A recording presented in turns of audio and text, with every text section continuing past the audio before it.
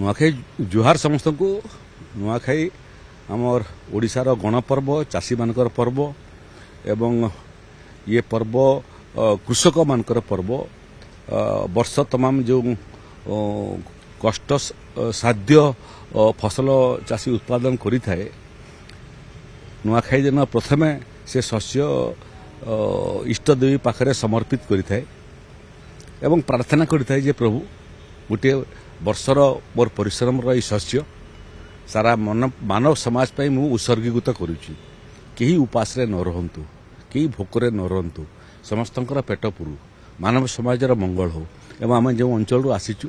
से अंचल रे मध्य स्वभाव कवि गंगाधर भी कहले विश्व देख मधुमय रे जीवन विश्व देख मधुमय आ गोटे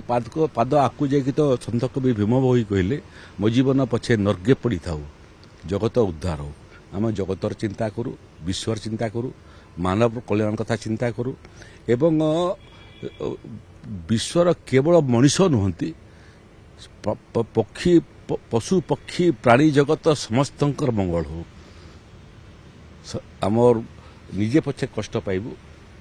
अन्य कहीं कष्ट न पातु ये तो मोटामोटी नुआखाईर वार्ता ओडिशार मंगल हो ओडिशा प्राकृतिक विपर्यय रक्षा पाऊ सरकार को माँ समलेई महाप्रभु जगन्नाथ पर्याप्त शक्ति दियंतु जे जेते प्रचंड प्रभाव नहीं करी प्राकृतिक विपर्यय आसीबो